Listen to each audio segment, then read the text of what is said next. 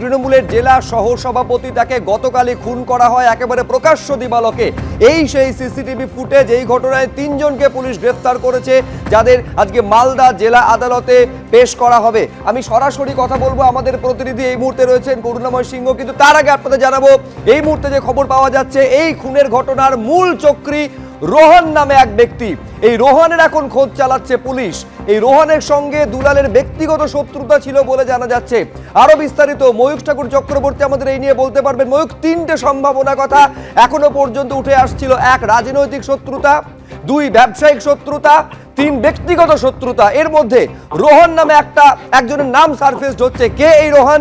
কেন পুলিশ মনে করছে রোহনই হচ্ছে মূল চক্রী? দেখো, পুলিশ আধিকারিকরা এখনো পর্যন্ত পুলিশের তরফ থেকে ইনভেস্টিগেশন চলছে। বিভিন্ন সিসিটিভি ফুটেজ তারা এক্সামিন করেছেন এবং পুলিশ যেটা পাচ্ছে এই সেন্সেশনাল মার্ডার কেসে, সেটা হচ্ছে যে এখানে যারা গুলি করতে গেছিল, যে টিমটা ছিল, সেটা 4 জনের ছিল। তার মধ্যে 3 জন গুলি যারা ফায়ারিং করতে যায় এই তৃণমূলের ভাইস প্রেসিডেন্টকে, সহসভাপতিকে, এবং 1 জন দূরে ওয়েট করছিল। ওরা অপারেশন করে আসার পর ওদের সঙ্গে অ্যাকম্পানি করে সে পালিয়ে যায়। কিন্তু বিষয়টা যেটা হয় যে ওই 3 জন তারা গোটা অপারেশনটাতে একটু বেশি সময় নিয়ে নেয়। তার জন্য যে ব্যক্তি অপেক্ষা করছিল সে তার আগেই সেখান থেকে পালিয়ে যায়। এখনো পর্যন্ত 3 জন অ্যারেস্ট হয়েছে।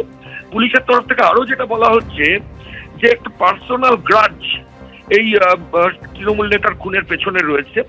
রোহন বলে একজন ব্যক্তি রয়েছেন, যে এখনো পর্যন্ত অ্যাবসকন্ডিং রয়েছে, পলাতক অবস্থায় রয়েছে।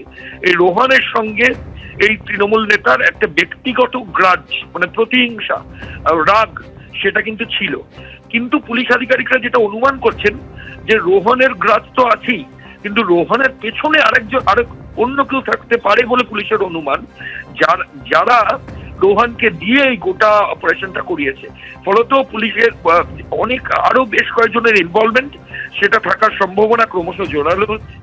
আমি আবার বলছি, রোহন বলে এক যুবক, যার সঙ্গে এই তৃণমূল নেতার ব্যক্তিগত ঝামেলা ছিল, যে এই খুনের ঘটনার পেছনে আছে এবং সে এখন অ্যাবসকন্ডিং আছে, পলাতক আছে, এমনটাই পুলিশের বক্তব্য। তবে রোহন একাই এই গোটা ঘটনা করেছে এমনটা নয়।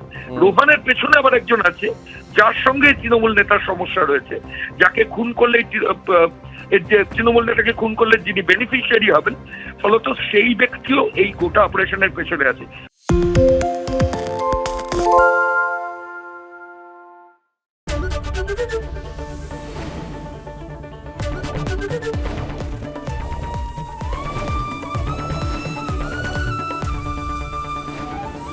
এবিপি আনন্দ, এগিয়ে থাকে, এগিয়ে রাখে।